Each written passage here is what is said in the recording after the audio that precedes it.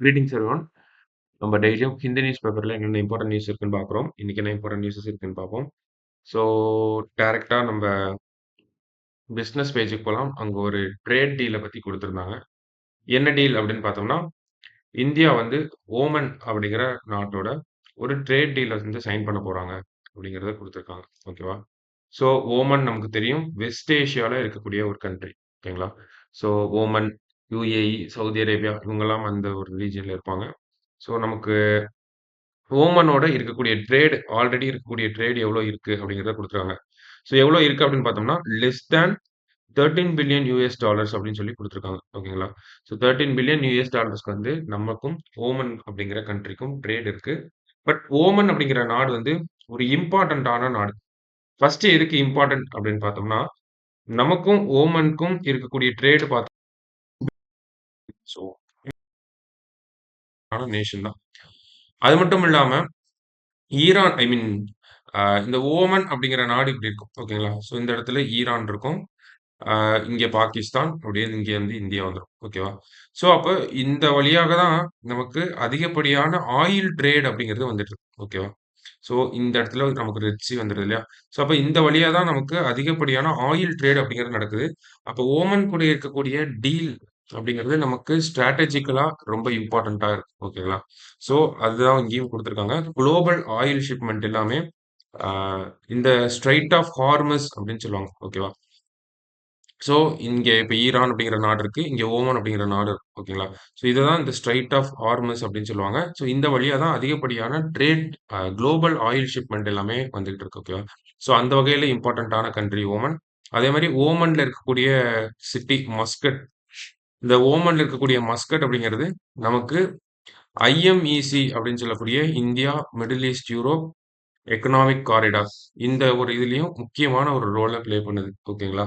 So ஐஎம்இசிலயும் ஒரு முக்கியமான role வந்து மஸ்கட் ப்ளே பண்ணுது. ஏன்னா, நமக்கு குஜராத்ல இருந்தோ, மும்பைல இருந்தோ கிளம்பக்கூடிய ஷிப்மெண்ட் எல்லாமே டைரக்ட்டா எங்க போகுது? கடல் வழியா ஃபர்ஸ்ட்டு மஸ்கட்டுக்கு தான் போகுது.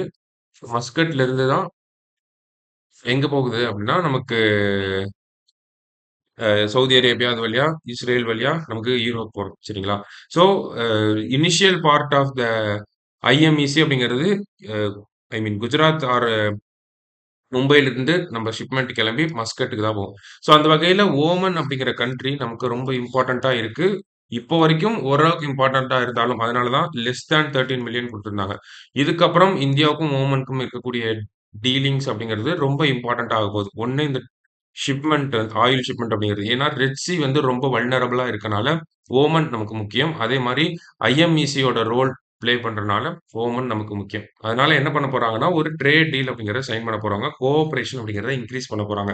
அதாவது அ ஓமன் நாட்ல இந்தியா ப்ராடக்ட்ஸ் வாங்குவாங்க இல்லையா?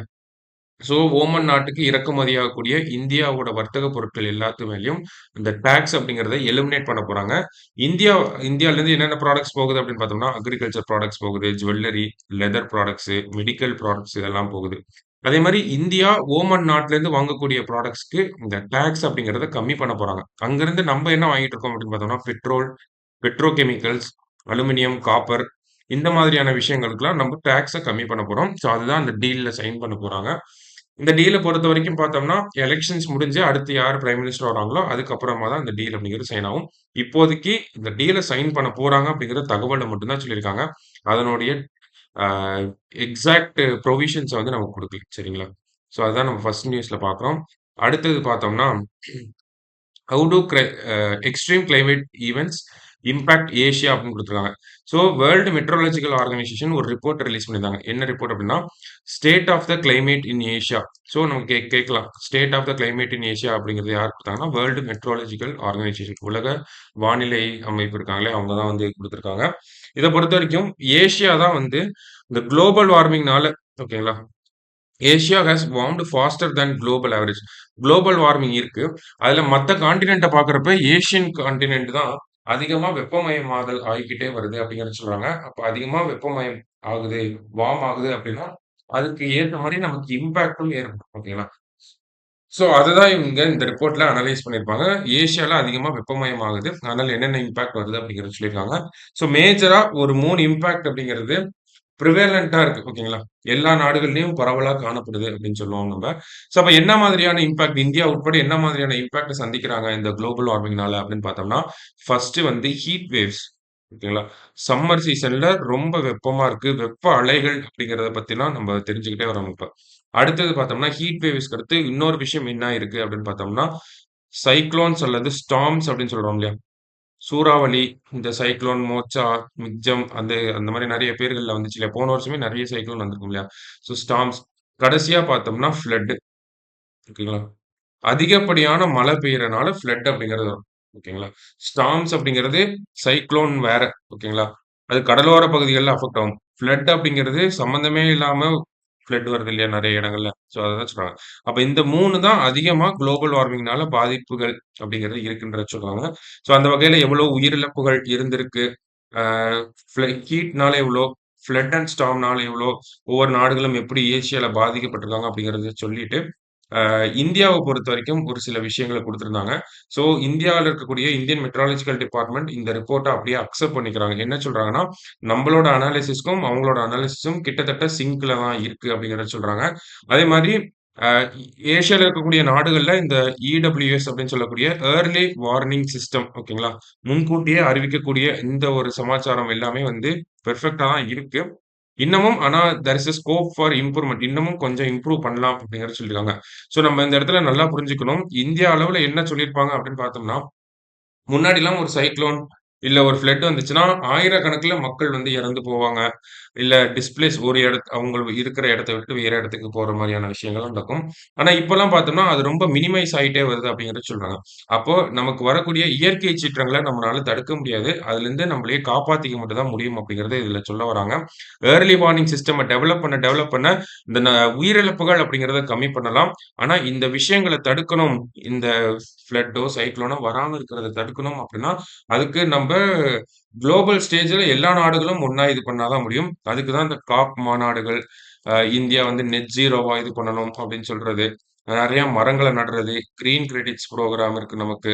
அ இந்த மாரி நெறைய சோலார் இப்ப கூட சூரியோதய யோஜனா அந்த மாரி நெறைய திட்டங்கள் பண்ணிட்டு இருக்காங்களா? இதெல்லாம் எதுக்கு அப்படின்னு பார்த்தோம்னா, இந்த கிளைமேட் சேஞ்ச்னால இருக்கக்கூடிய இம்பாக்ட்ட குறைக்கணும் அப்படின்னா, இதெல்லாம் பண்ணணும். கிளைமேட் சேஞ்ச்னால ஒரு இம்பாக்ட் வருது அப்படின்னா, நமக்கு ஃப்ளட், ஹீட் வேவ்ஸ், ஸ்டார்ம்ஸ் இந்த வெள்ளங்கள் இதெல்லாம் இருக்கு இல்லையா? அப்ப இந்த மாதிரியான இம்பாக்ட்ல இருந்து மக்கள காப்பாத்திக்கிறதுக்காக ஏர்லி வார்னிங் சிஸ்டம் இந்த மாதிரியான திட்டங்கள்லாம் நமக்கு இருக்கு. ஓகேங்களா? ஸோ இதெல்லாம் தான் நம்ம பண்ணணும் அப்படிங்கிறத குடுத்துருக்காங்க. ஏர்லி வார்னிங் சிஸ்டம் அப்படிங்கிறத பொறுத்தவரைக்கும் இந்தியால நல்லா தான் இருக்கு. But there is scope for improvement அப்படிங்கிறத தான் சொல்லியிருக்காங்க. ஓகேங்களா? ஸோ இதுதான் நம்ம இந்த ஒரு விஷயத்துலருந்து புரிஞ்சுக்கிறோம். அடுத்தது பார்த்தோம்னா, அன்அப்போஸ்ட் கேண்டிடேட்ட பத்தி நம்ப ஆல்ரெடி டிஸ்கஸ் பண்ணியிருந்த விஷயம் தான். ஸோ ஜஸ்ட் இப்போ ஒரு கிளான்ஸ் மட்டும் பார்த்துருவோம். என்ன சொல்லியிருக்காங்க அப்படின்னா, குஜராத்ல சூரத் அப்படிங்கிற தொகுதியில முகேஷ் தலால் அப்படிங்கிறவர் வந்து இந்தியாவுல மக்களவைத் தேர்தல்ல போட்டியின்றி தேர்வான 35வது நபரா வந்திருக்காரு. ஓகேங்களா? அன்அப்போஸ்டா வின் பண்ண 35த் கேண்டிடேட்டா வந்திருக்காரு.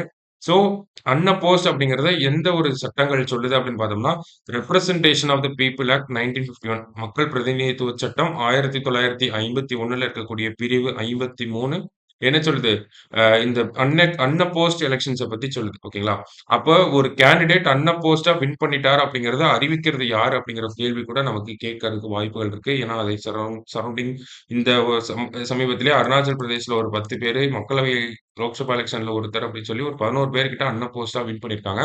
அப்போ ஒருத்தர் அன்அப்போஸ்ட் அப்படின்னு சொல்லக்கூடிய அதிகாரம் யாருக்கு இருக்கு அப்படின்னு பார்த்தோம்னா, அந்த தொகுதியோட ரிட்டர்னிங் ஆஃபீசருக்கு தான் அந்த ஒரு அதிகாரம் இருக்கு அப்படிங்கிறது நமக்கு மக்கள் பிரதிநிதித்துவ சட்டத்தின் மூலியமா தெரிய வருது. சரிங்களா? ரிட்டர்னிங் ஆஃபீசர் தான் ஒருத்தர அன்அப்போஸ்ட் அப்படின்னு சொல்ல முடியும். சரிங்களா? அவர் தான் நாமினேஷன் வாங்குவாரு. அவர் தான் அந்த பரிசீலனை பண்ணுவாரு. அவரு தான் வந்து ஓகே அப்படின்றத சொல்லுவாரு. அவரு தான் அன்அப்போஸ்ட் அப்படிங்கிறதையும் சொல்லுவாரு. ஓகேவா? ஸோ மத்தபடி பார்த்தோம்னா, நம்ம முன்னாடி 2 நாளைக்கு முன்னாடி எடிட்டோரியல்ல பார்த்திருந்தோம்.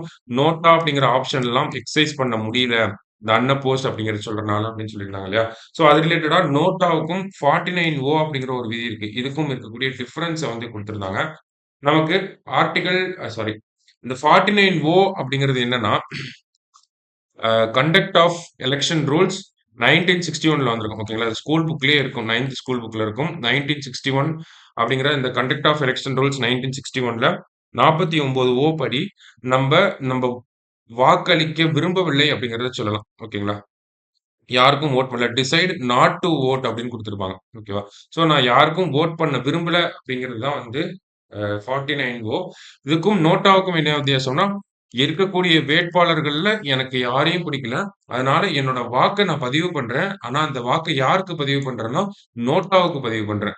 இதே 49 ஓனா என்னன்னா, எனக்கு இருக்கக்கூடிய வாக்காளர்கள் வேட்பாளர்கள் பிடிக்கல. அதனால நான் என்னோட வாக்க பதிவு பண்ணவே விரும்பல அப்படின்னு சொல்றாரு.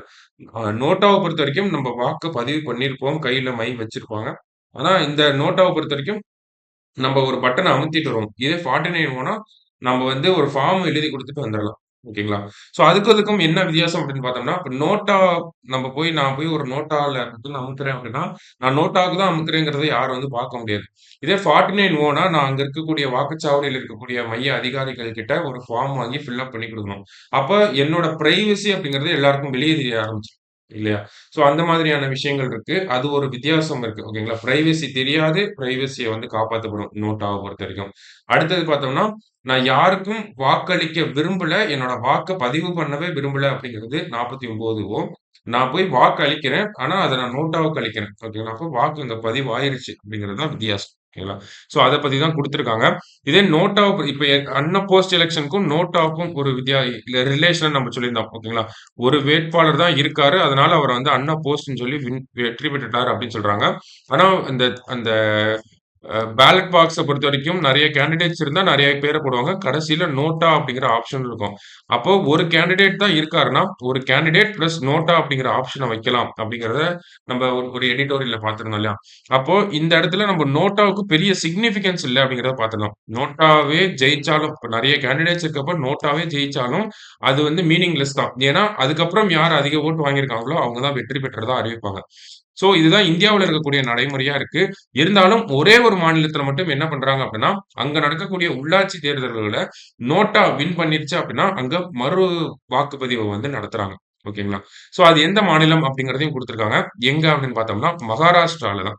Maharashtra state election commission said that Nota would be regarded as a fictional electoral candidate for the polls to urban local bodies and wherever Nota gets the highest votes, the commission go for repoll அப்படின்னு சொல்லியிருக்காங்க. இப்ப மகாராஷ்டிரா மாநில தேர்தல் ஆணையம் என்ன சொல்றாங்கன்னா, NOTA வந்து ஒரு ஃபிக்ஷனல் ஓகேங்களா? ஒரு ஃபிக்ஷனல் எலக்டோரல் கேண்டிடேட் ஓகேவா? சோ அதுவும் ஒரு எலக்டோரல் கேண்டிடேட் தான். ஆனா ஃபிக்ஷனலா இருப்பாங்க. ஓகேங்களா? கற்பனை க அப்படிங்கிறத நம்ம ஃபிக்ஷனல் அப்படின்னு சொல்றோம். அப்போ அதுவும் ஒரு வேட்பாளர்ங்கிற மாரி நோட்டாவ எடுத்துக்கிறாங்க. நோட்டா ஜெயிச்சுட்டா மறுபடியும் அந்த இடத்துல மறு வாக்குப்பதிவு நடத்தப்படும் அப்படிங்கிறத சொல்றாங்க. மகாராஷ்டிராவோட மாநில தேர்தல் ஆணையம் எதுல சொல்றாங்க அப்படின்னா, மகாராஷ்டிராவோட உள்ளாட்சி தேர்தல்கள்ல. சோ அப்ப இந்த மாதிரியான ஒரு விஷயத்த நம்ப மக்களவையிலயும் கொண்டு வரலாம், சட்டமன்றத்திலயும் கொண்டு வரலாம். அதுக்கு ஒரு முன்னோடியும் இருக்கு அப்படிங்கிற மாரி தான் இந்த ஆர்டிகிள்ல சொல்லியிருப்பாங்க. ஓகேவா? சோ நமக்கு இந்த மகாராஷ்டிரா அப்படிங்கிறது முக்கியம். இந்த ஆர்டிகிள பொறுத்தவரைக்கும். 49 ஓக்கும், நோட்டாவுக்கும் என்ன வித்தியாசம் இருக்கு அப்படிங்கிறதும் முக்கியம்.